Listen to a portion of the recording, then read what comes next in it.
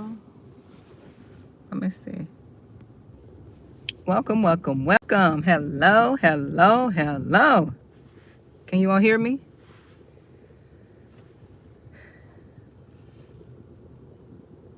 Can you all hear me? Come on in. Come on in. Welcome you all.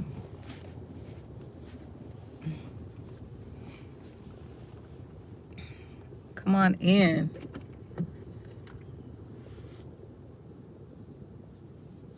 Come on in. How is everyone doing? Welcome, welcome, welcome. My name is Monique.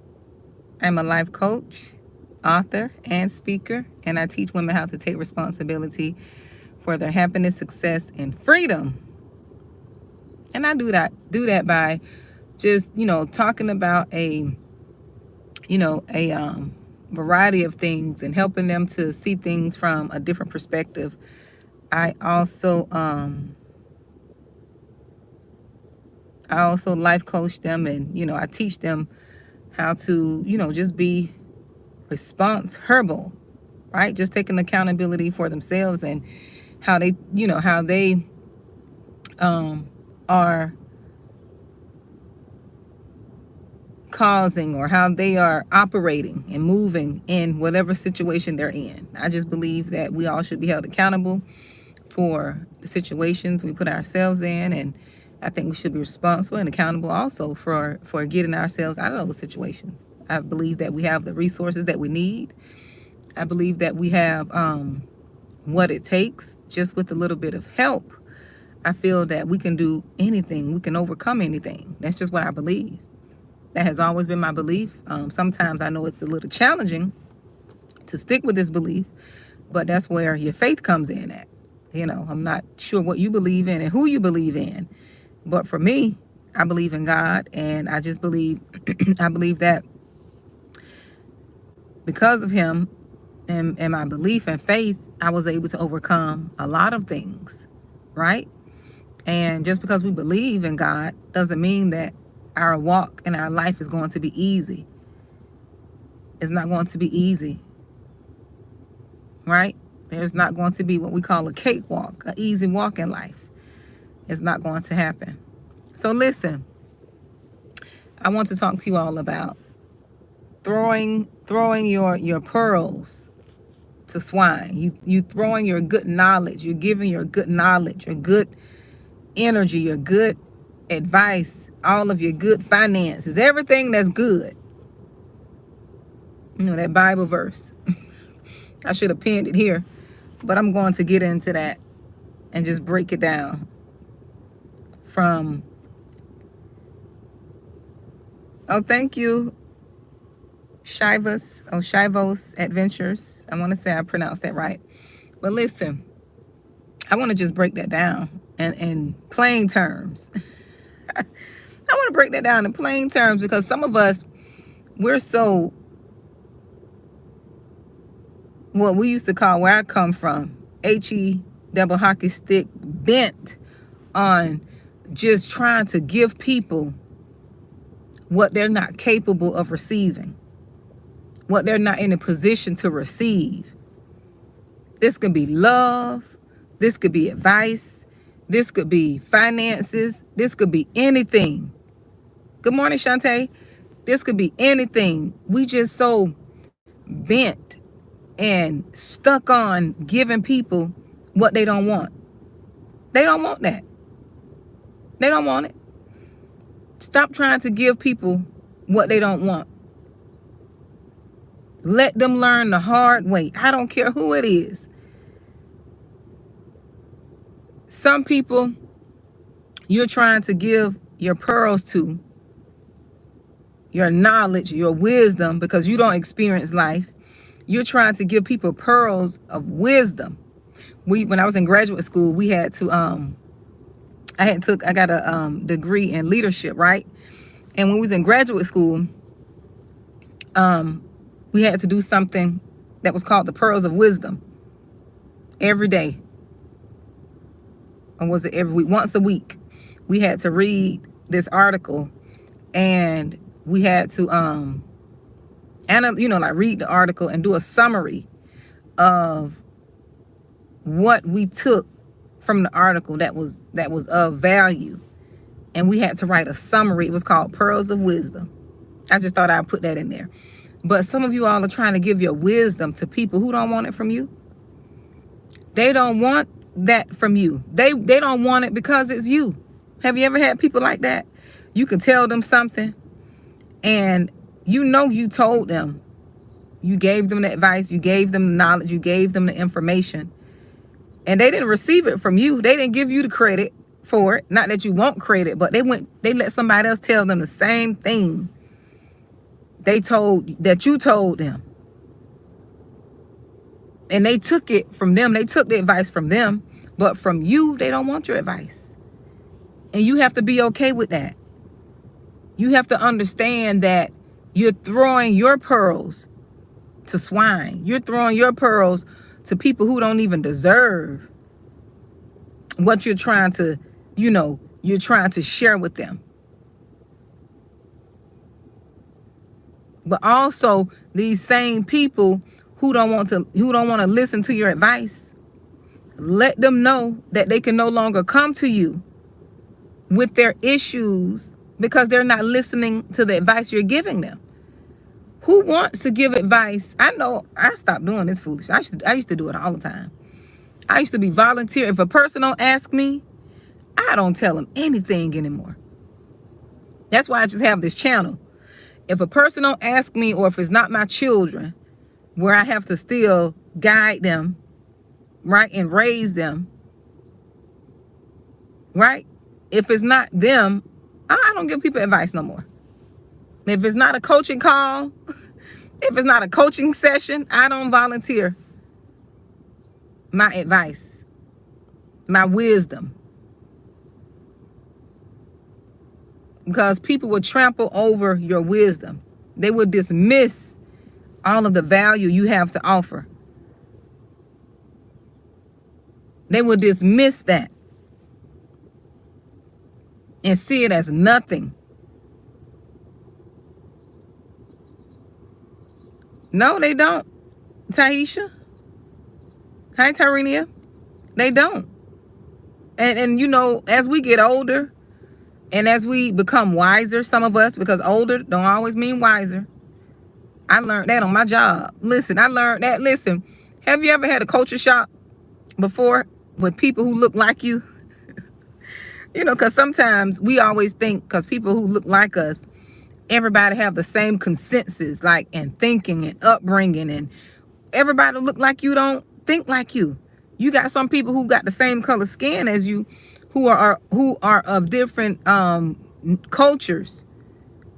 You got the American, then what they call the African American, then you got the Africans, you got the Jamaicans, you got all people come from all the Caribbean, you got people come from different nationalities, and they don't have the same mindset and upbringing. So you can't box everybody into the same box.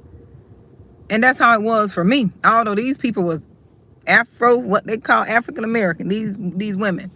But I remember I was on a job, and to get to my point that everybody older is not wiser. I remember I was on this job, and I had these older women who I thought, me, the way I was raised to respect your elders. I was raised, you respect people who are older than you, right? Because they're supposed to have wisdom. I was shocked when I got on this job and saw how these women in their 50s behave. I was in my 30s at the time. I was seeing how these women in their 50s behave, and they look like me. I couldn't, it didn't make sense to me. It did not make sense to me. I'm like, nah, they don't supposed to be acting like that. I had a culture shock. I had to wake up. I had to wake up and realize that everybody, as they would say, when there's what the lady name who wrote the quote, all skin folk and kinfolk. What the lady name is? Y'all Google that. She came up with the quote. Is it Neil Hirsch? I want to say. But it was the quote, all skin folk and kinfolk. And, you know, me just being, I've always had this spirit of being willing to learn. You know, I always had this spirit of being the one to sit at the feet of the elders so I can be taught certain things. You know, because my grandmother, both of my grandparents, they raised me. So, hello from India. My grandparents raised me, so I was able to extract a lot of wisdom. Although my grandmothers, they didn't have an education, but they still had wisdom, and I was able to extract the wisdom from them, right? And I was shocked just to see how these women behave. I was more mature than them in my 30s. I'm like, who does this? I'm like, am I being punked? I thought Ashton Kutcher was somewhere around. I thought I was being punked. That's how bad it was. I never saw women behave like that. Not older, because all the women I grew up under, older women, they didn't behave that way. They act as if they were their age. They didn't sit around, and I didn't hear them gossiping and being petty. I didn't see all that. So this was a shocker to me. I expected that from people my age, right? And my age group or younger. But to see how them women behaved on that job, that was a shock for me. I couldn't believe my eyes and ears. I had to go do some self-evaluation. I had to go get some new information. I had to go read some more books. Like, Lord, you ain't tell me about this. Like, no. And see, that's the thing. A lot of us, we got to learn and be open and learn that everybody is not brought up and raised up like us, right? Like whatever your beliefs are, everybody's not like that. So you have to be more acceptable now. You have to be more flexible in how you navigate this world. You got to be more flexible in how you navigate and deal with people and not assume. This is that time where you really have to test the fruit. Yes, this is that time where you have to test the spirit. I meant that verse in the Bible where it says, test the spirit of all men. Don't worry about what they say they believe, who they say they believe in. You can't look at people based on their skin color no more. No, you can't do that no more. I don't care what nobody say. You can't do that anymore. You got to test people based on their spirit. Because if a person treats me right and respects me who don't look like me, I'm going to do the same to them. And this is not you selling out. Because sometimes we could be so committed to people who are not committed to us. And you know, you can't be stuck in that mindset because you're putting limits on yourself.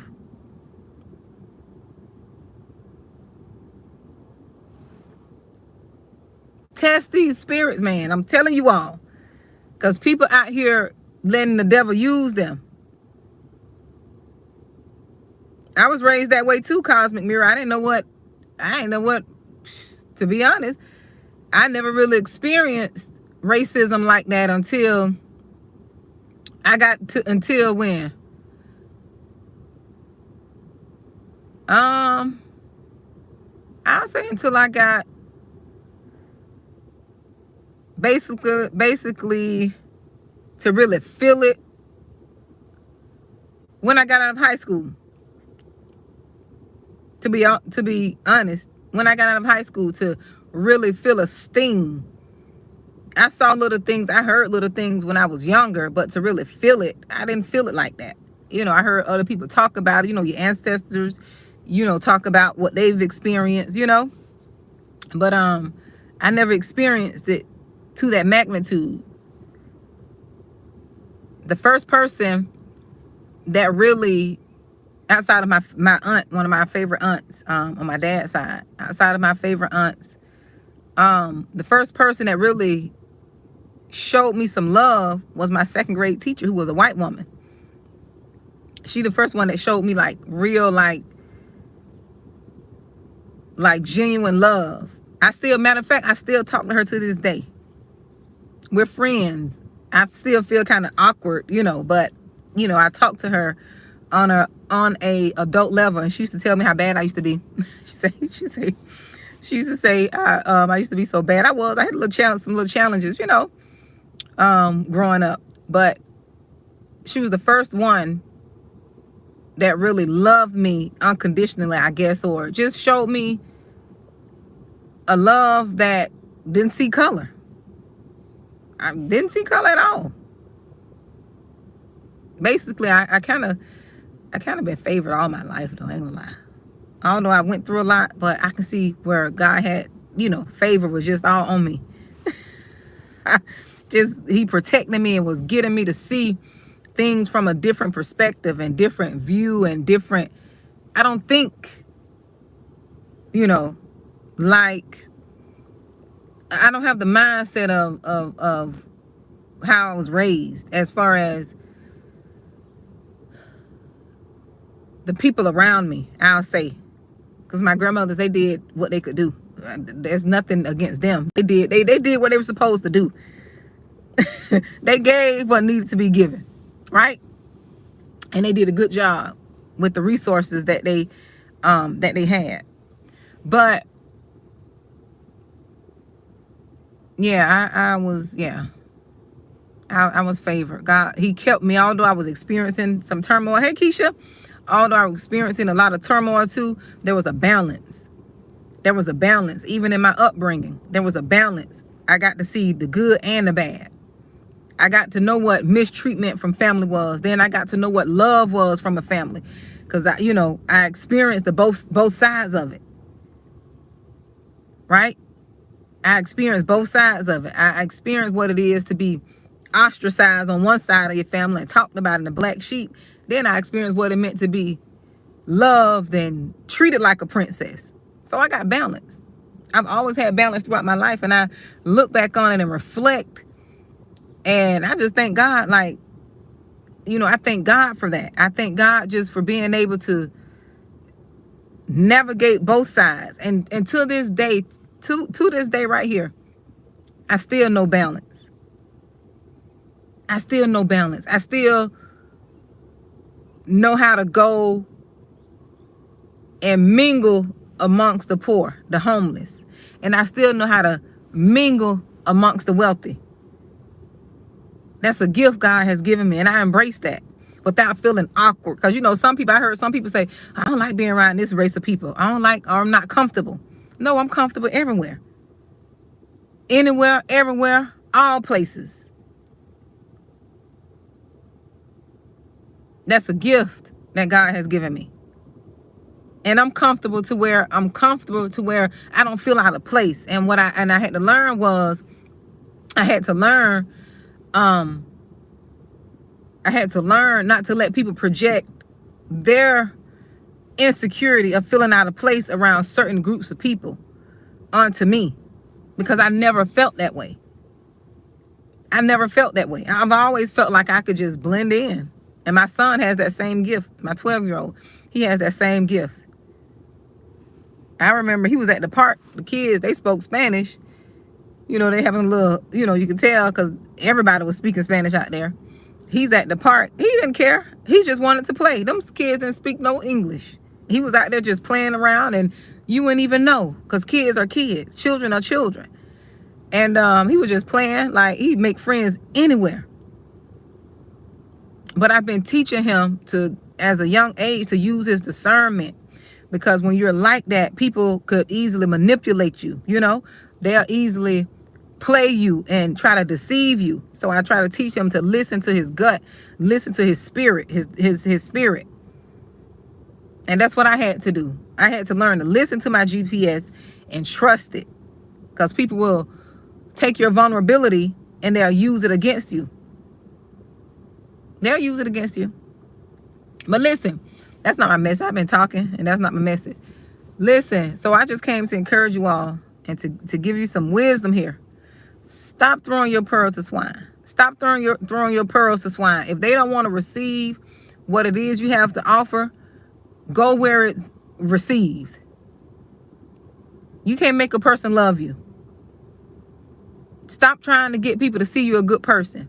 Stop trying to get people to see that you're a good wife, girlfriend, whatever. Good mother, good sister, good friend. If they don't see that you're a good friend, that's on them. It's time for you to exit the building.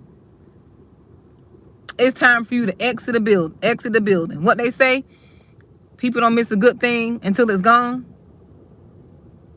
And by that time, listen, there's no returning, because if you didn't appreciate it then, it shouldn't take for you to leave or you to stop going around people and being around people for them to realize the value that you had, to realize the wisdom, the pearls that you carry. This is not the time. Hey, Nikiana, this is not the time to be wasting years. You wasted years. Some of y'all wasted years of your life trying to prove to a person that you're loyal. Prove to a person that you want to be there and build with them. Wasted years.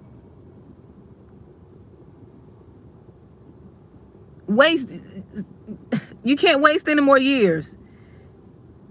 If they haven't realized you're with them, if they have realized that you love them, if they haven't realized, that you're in their corner, if they haven't realized that you are a ride or die, they're not going to realize it. They don't value it. You're throwing your pearls to swine. You're throwing your pearls to exactly, mobile moms. Shake the dust off your feet and keep going. For some reason, and that's why I tell you all, this is why I focus on healing. This is why I started my coaching program, right? And don't get it twisted. You know, I've noticed a few comments with people thinking that you know, with my business here, my coaching program, I so happen to be a person who believe in God, right? I so happen to be a coach who believes in God. I don't sell God for you to, you know, to receive services from me. You don't ever have to pay for prayer, right? You don't have to pay for prayer. You don't have to pay for deliverance. That's something that is freely given. You can open your Bible. You can repent and get to know God for yourself. I talk about God a lot on here because he's the one who helped me get through. And if you don't like me talking about God, this is not the channel for you. Because I'm going to talk about him. Because I know where he delivered me from. I know all the work I had to do. So let's just be clear on that. Okay? So, I forgot what I was saying. But yes, so don't keep giving to those who are not receiving what you have to give. I don't know how many ways and how many times a person got to tell you they don't love you. Oh, that's what I was going to say. What I do in my coaching, hello, Christian. And I don't like to be reading the comments because I get distracted. You see, I just lost my thought. You know, I get distracted in my, you know, in my, my delivery. So I'll call names here and there, but I try not to pay attention to the comments often, unless it's somebody just being distracted and I'll block them. Because I have a good, decent block and delete ministry over here. We don't be entertaining foolishness. I'll block and delete you in a minute and keep it moving. Don't even remember the name. But what I was going to say, that's why I focus on healing so much, because most people who have not been healed, who are not dealing with themselves, right? They tend to people please, and they tend to try to get people to affirm, and they try to get people to love them who don't love them. They try to get people to do things that folks are not capable of doing. Yes, people who have been abused and people who've not dealt with their childhood traumas, because it's almost like the same thing that you did with your parents. You're trying to do all the things, right? To get your parents to see you, to get your parents to approve and validate you. And you do that same thing when you get in relationships. When you get into a romantic relationship, you try to do that same thing. You're trying to get something from somebody that they can't give you, or that they don't want to give you. That's why most of y'all end up in these one-sided narcissistic relationships, because you haven't dealt with your trauma. And when you haven't dealt with your trauma, you're going to run into someone who is familiar to you. That's why you stay in it for so long too. That dysfunction is familiar to you. What you think is love is not love. You know what love is. But what you've been taught what love is not that. But you know what it is. You know what it is. That's why you keep trying to get somebody to validate and approve of you and affirm you. Because love is those things. Love is affirming those who you care for. Love is validating those who you care for. Love is seeing those people, that person you care for. Seeing them. You see them.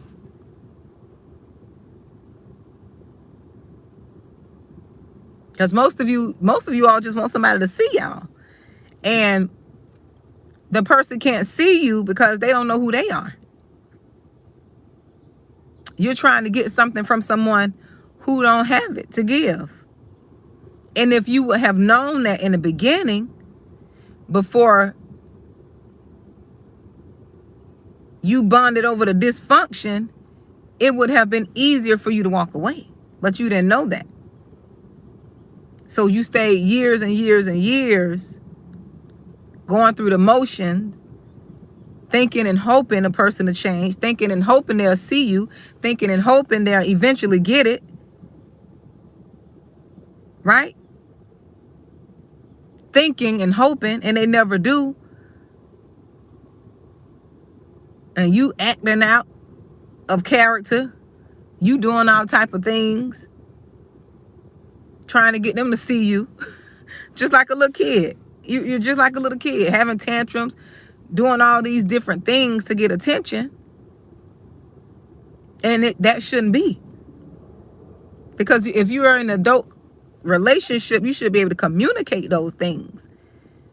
Communicate those things, and then correction and change should come after. Shouldn't be having no adult temper tantrums, trying to get people to see you and love you. No, that's what you do when you're younger, when you don't know who you are. That's why so many relationships are being destroyed now. Think it not strange. God is orchestrating some of that. Some people say no. I beg to differ. I beg to differ, because you got to think about it. Most people got into these marriages and relationships based on surface things, based on outdated information, based on superficial things, right? Nothing spiritual. Nothing spiritual. Everything was based on superficial things. Oh, they look good. Oh, she looked good. Oh, she got big butt, a big breast, or all of this surface, superficial stuff. Nobody's getting married based on things of the spirit. And I'm not talking about because both people believe in God. No, I'm not talking about that either. Because we got people that believe in God and they're still divorcing. But think it not strange that these relationships are being uprooted because people are not with their their God-given spouses. They're not.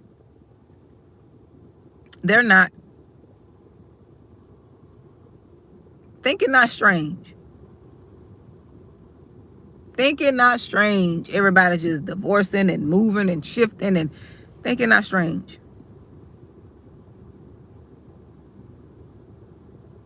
People may say God hates divorce and he gives you free will. But the enemy knows how to orchestrate relationships too. He knows how to put people in your path that you know you were not supposed to be procreating with. That's why so much turmoil in these relationships and families. So much turmoil because people are not in the relationships that they need to be in. No, I'm not saying the children are a mistake. You're not a mistake. However you get here, that's how you get here. It's ordained, it's orchestrated. But yes, God is I know he's moving, and people, yes, counterfeits, mobile moms, and a lot of us have experienced that. That's not your promised marriage. That's why a lot of you never felt at peace in these relationships. Put a 1 if you've been in a relationship. I wish I could put my 1 in there.